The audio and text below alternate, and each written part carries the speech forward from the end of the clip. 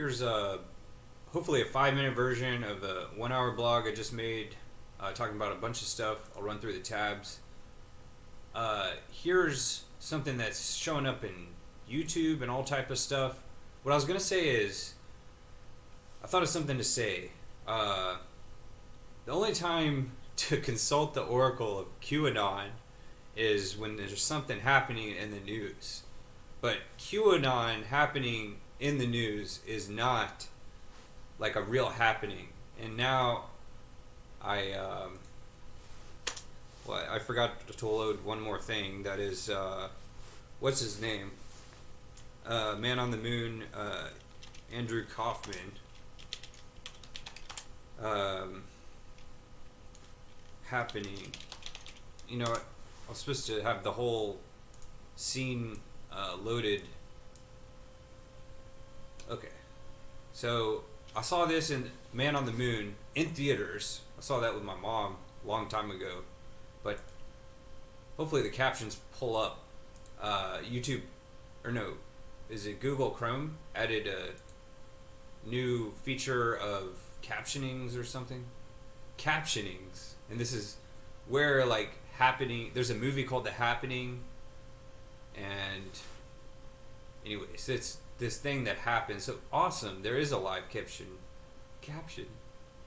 All right. There's a fight over here on the TV show live, and Kramer. Okay, this was in the mid '80s before the TV show Seinfeld even started, and I wasn't going to mention Kramer, but Jerry Seinfeld recently said that the only other person like in the world who could have played Kramer was Andy Kaufman, and apparently King of Comedy movie with Robert De Niro, his character Rupert Pumpkin.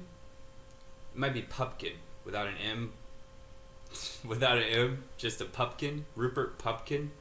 But that was written for Andy Kaufman, and Robert De Niro starred in that. And so my dad has a similar thing to his grandfather, and probably his grandfather's going back to like the times of Amerigo Vespucci, who found America, and of whom has given his name to the Americas and the New World of Amerigo Vespucci. Like my last name Petrino, or apparently Pluto is a type of planet of the Plutinos. Anyways, long story short, my dad has a similar thing, like a bunch of, and my grandfather too. Like our last name Petrino, translated into Italian, I could show on Google Translate, translates to the Godfather in both Spanish and Italian. But just like my grandfather and dad, they have these like movies written for them to star in and all this stuff, and it's like Andy Kaufman were never in it. Like he was supposed to be Kramer in Seinfeld on the TV show. That's what Jerry Seinfeld has recently said in the last like 1 or 2 years. But anyways, the guy who's running this show, after they get in a fight, he's like, well, everybody, you just witnessed a happening. And then they cut to a commercial. Right? Unless I'm mistaken about it. Might have been in the Man on the Moon version.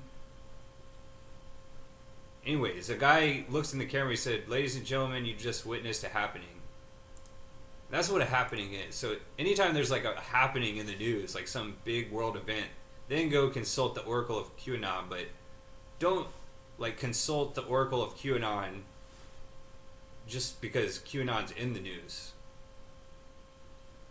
I know that's a whatever. Anyway, so this video game that I played yesterday. Hang on, let me go to these lyrics. My beacon has been moved under moon and star. Where am I to go now that I've gone too far? So I made this sort of a tribute, October 30th. That was a Saturday. I think, no, maybe it was like the next day, because Matthew Perry passed away on a Saturday, the day of Saturday Night Live. And of course, he was into Studio 60 on the Sunset Strip show. I don't know if that's showing up here, but here's the moon over here, and you know, like in the Twilight Zone song, my beacon's been moved under moon and star. And this is a really good music video also. One of the earliest ones, I think. Twilight Zone, not one. That's strange that it's almost the same word. Video. Music. This was before MTV, I think.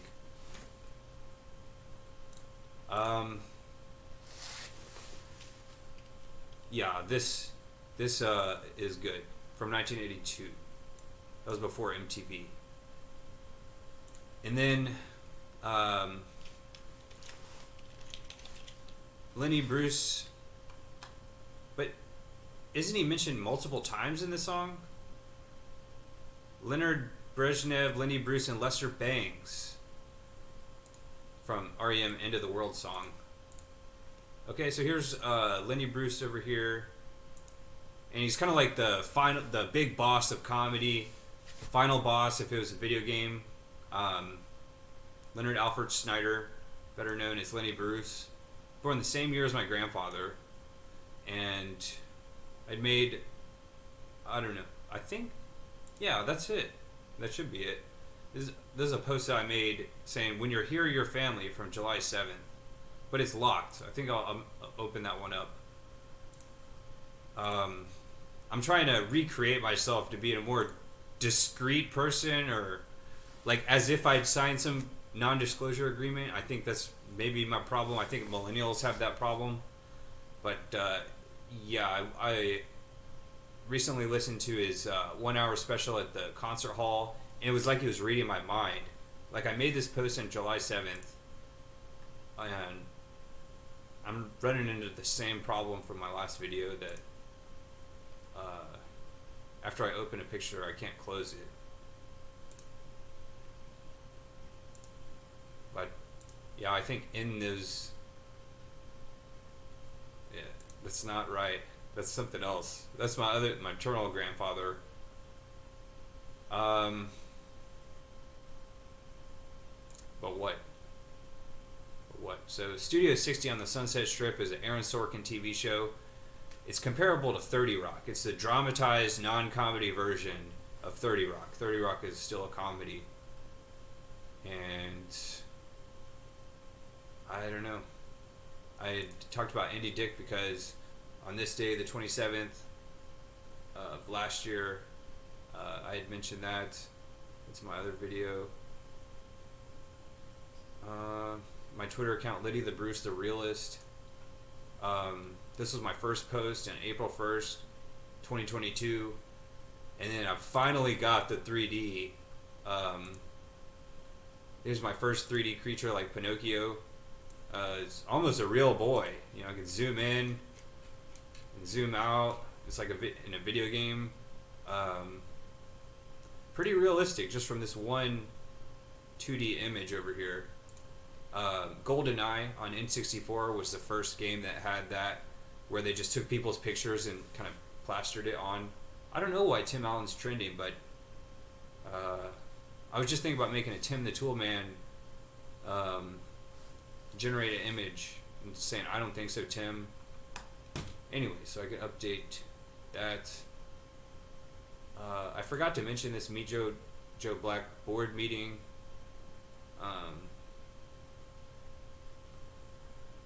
Because the board told Sam Altman that he wasn't being candid enough, and he was talking too much, as the Italian mob might say. And I think this is where I'm saying how ChatGPT was trying to extort me like the Italian mob or something. It was kind of funny to me.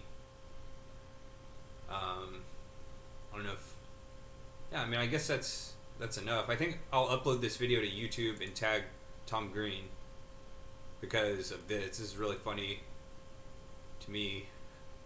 I don't know what else to say, but this game that I found yesterday, okay? So that Iron Sky movie is based on a video game, and still downloading this over here. there's a huge sale going on, like every winter with Steam. So, um, anyways, uh, oh, I forgot to mention. Should I run into that or? Okay, so what my quote was video games developing is like long and hard and boring and tedious, but it pays off. Here's the developer studio. It's like an editor, just like any program, just like any video game.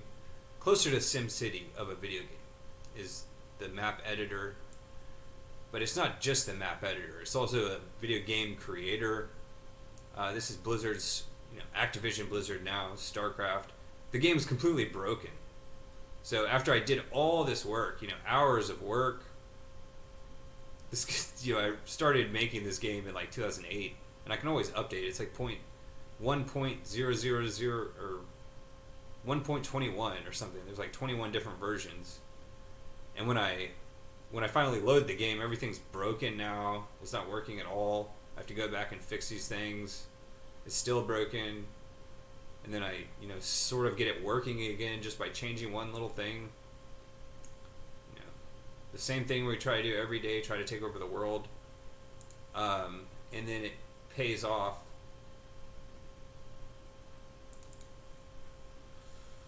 In small moments. This is the one moment of all the times I've tested the game. This is the most epic battle, and I got this video on YouTube. These live game testers testing my game, going back and forth. Unfortunately, it wasn't balanced enough, and one player took advantage over here at the end with all these units, and he lowered this player's morale so much that he left. I don't think the chats are showing up.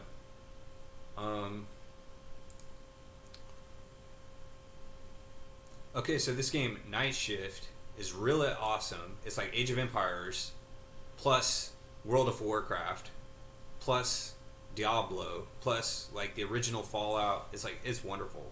And also Matthew Perry was in Fallout 3 as one of the actors. But this game that I just found yesterday is free.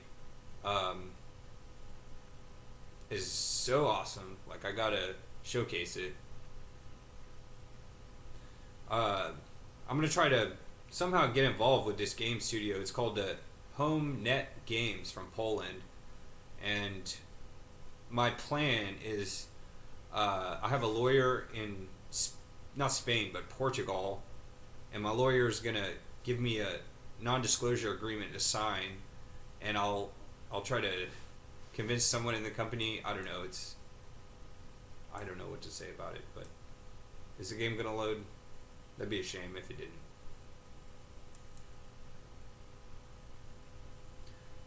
I could probably close all these now, but anyway, so when I was searching the video game Night Shift, I found this thing, and Stephen King has a book called Night Shift, right?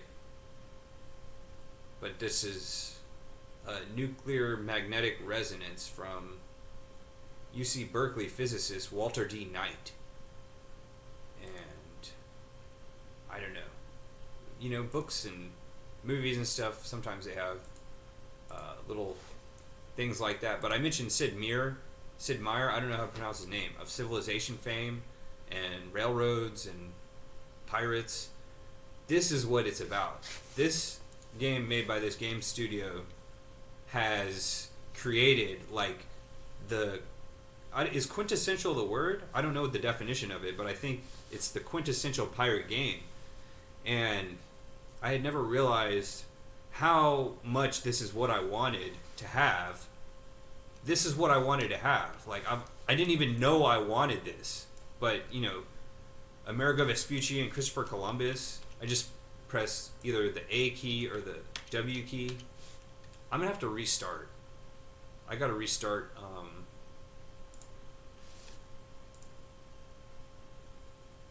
Oh, no. There's no way for me to restart. That's a shame. So I get to sell my, picked up oil and sugar. Okay. And I think what they did was, like, in the Boston Tea Party. At nighttime, these four pirates in this crew snuck onto a ship that nobody was on, and they threw some of the cargo into the water, and then the ship just took off. I don't know if that's right, but it might have been this Lilith ship that sunk. At this point, I don't know what I'm doing. What does catch mean? I don't know. There was a typo in this game already. Instead of saying cargo, it said Krago. Complete repair. I can watch this later. I don't know what I'm doing.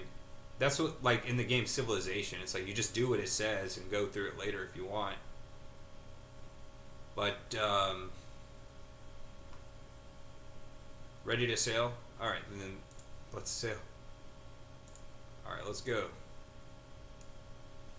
The map button. Remember that. Or no, I press... Oh, where should I go? What? How am I supposed to go up onto the land? 1 day and 8 hours? Oh, this is water. I thought that was land. Okay, so I'm going north by northeast. Okay, so let me just try to recreate how this was last night playing it. There's nobody on the ship. It's a ghost boat.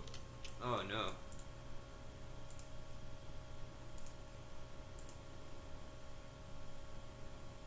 I don't know if I pressed the wrong button or no, but...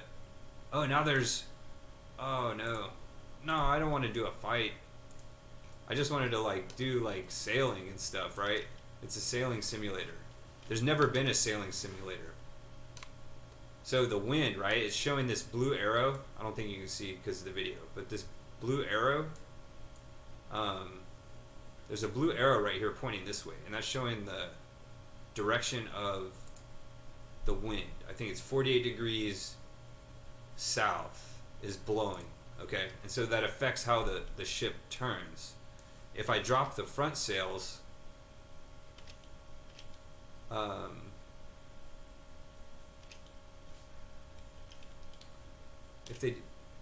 stop mode? Interesting. So if I drop the sails, this is a different ship. The other ship just had a front sail. I don't know the technical details of it, but it's really, really interesting. And the graphics are just fine by me. It's like Sid Meier talks about, like, most video game players are uncivilized. They'd want to go to the medieval times and with a battle tank or a modern tank and modern weaponry and take it into medieval times. But now I forgot what. What was the meaning, but what if I could take the modern video game technology of today and take it back to the 1990s, like in the movie Hot Tub Time Machine, when Lou founds Google before it, he goes back in time and founds the Google company and calls it Loogle.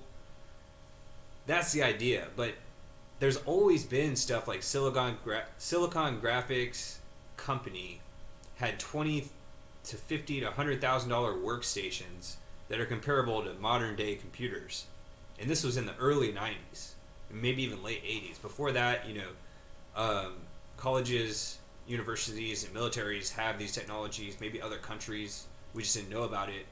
But this sailing simulator is so awesome. It's like, I never even knew that I'd want to see all these, like, different aerodynamics and stuff. Fluid dynamics, how turning into the wind, you can't fly directly you can't sail directly into the wind, and it's just so awesome to me. And you can adjust the sails, at least on the other boat you can adjust them. So it says, like, these different things.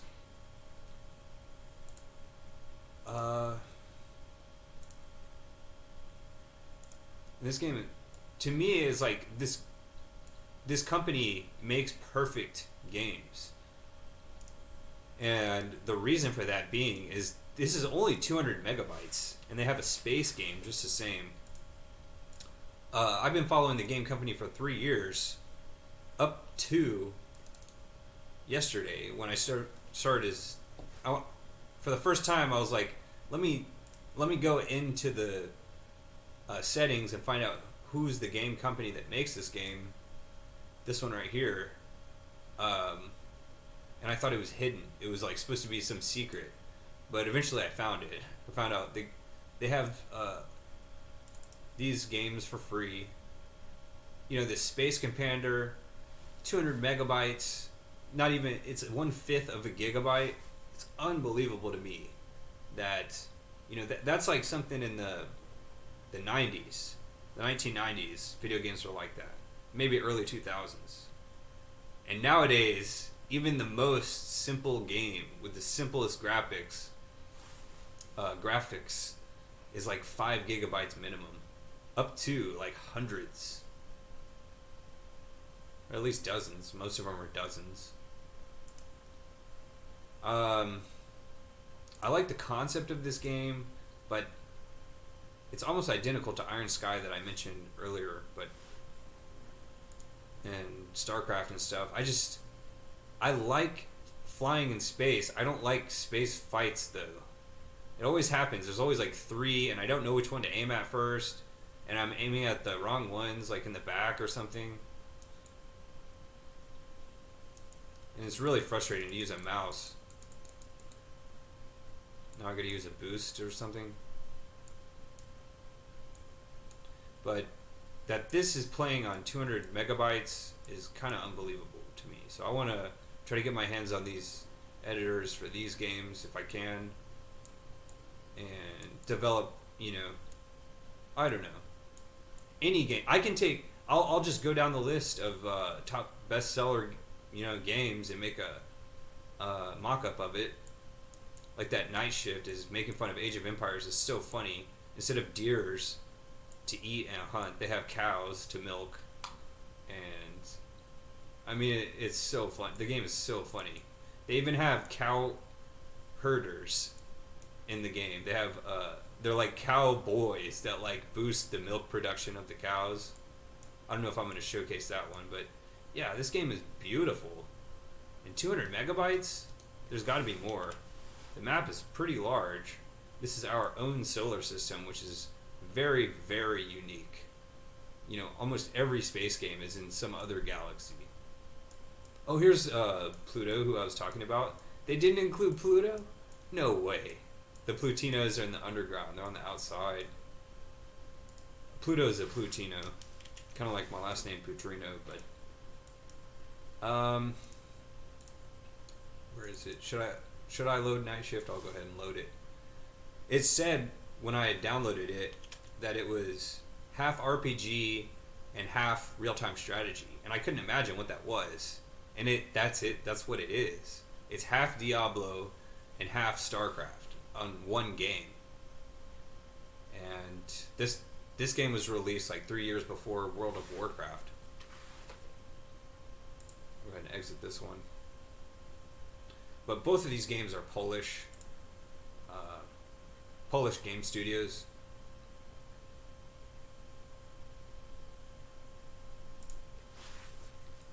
That's the publisher, and then there's just the animation. It looks a lot like Age of Empires 2, 1 and 2, you know, that era, Command and Conquer era of CGI scenes.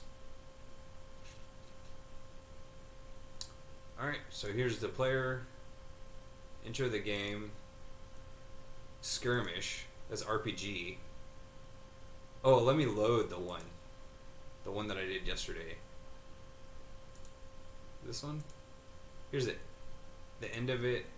I don't know. I shouldn't say the end of it. But this looks, I mean, like, StarCraft had, no, South Park had the Warcraft, World of Warcraft episode. So, there's Age of Empires 3, Age of Empires 4, but then there's this game. And these cows are outrageous. When they're being attacked, I don't know if they run off. I don't know what had happened, but as soon as I built some archers, the city was finally attacked. These are the archers over here. And then they started attacking the cows. Like, yeah, characters do sleep. It turns from night to day. Here's the cowboys, right? This one's named Will. And if I highlight here, it says he's a cowherd. He's a charming boy. He's one of the most useful people in the village. Cows around a cow herd will gather milk faster, and he lives in the cow shed with the cows. So the cows are the only resource factor, kind of like minerals or from Command and Conquer and StarCraft. The wood choppers don't even chop wood; they just build buildings, and they're awesome. So let's see, what can you build? A hut, a barracks, wizard's tower, temple, court. They also have Age of Mythology that I didn't like, but Bill Gates even said on his Ask Me Anything on Reddit like 10 years ago, how many empires do you need? Like, this game is it. Like, this is maybe not better than Age of Empires 2, but it's definitely better than Age of Empires 3. But then there's also the RPG version too. So let me end. Art thou quite sure? Thou is. But there's a game Stronghold that I found later that's like this, but it's 2D. I don't know if Stronghold was before this game. I'm wondering now. Okay, so let me try the RPG and load. I've never liked RPGs. I've never liked RPGs. I just can't with this wizard stuff and potions. It's like dinosaurs or something. Okay, so here's the RPG version. It's like in Diablo. Just like, I don't know, running around, buying stuff at the store, these different stores. And this character is an Amazonian woman or something like that. And Gauntlet Legends. I've always been into that. Anyway, so this game is awesome in my opinion. That's also a Polish game studio, different than HomeNet Games, but Amazon Mage.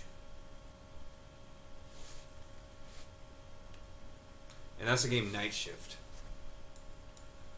But yeah, I had made a post about that.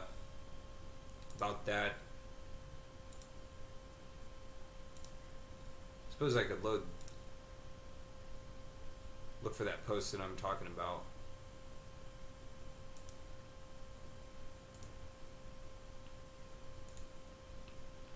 I just have to keep that.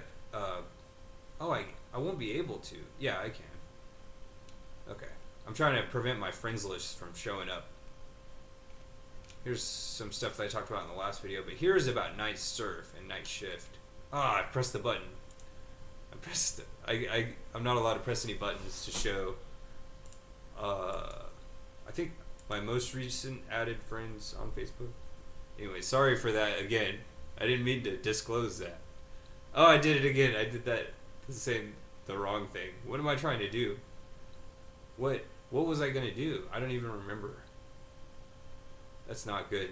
Oh, Night Shift? Stephen King Night Shift? Oh, I was gonna go to Wikipedia. So let me. I don't think it's gonna work. I gotta showcase my Facebook friends again. But there it goes. Alright. So Night Surf is where Stephen King got his start, and I've watched a lot of Stephen King lectures over the summer. You know, I read the book The Stand, I watched the movie, the mini-series The Stand, at least the original. I didn't watch the new one, but this is where he's got his start. And in one of his lectures, he says, can't we all agree we all hate people who go into a bookstore, pick up a book, and flip to the end, and read the ending, and then put the book back on the shelf? So the exact opposite of that, what he's talking about, is to find out what is his original thing that he wrote. Of course, he wrote Salem's Lot, The Shining, Carrie, and everything else since then. I mean, these are the biggest pieces of culture in a lot of ways when it comes to books, but one of his books is called Night Shift. And so Stephen King, last name starts with K, kind of like this Night Shift here, like Stephen Knight, right? The Night Shift, Stephen Knight. It's the same initials, but anyways, that's just some random stuff. Whatever. It's supposed to be a short version. Now it's a 30-minute version. Okay.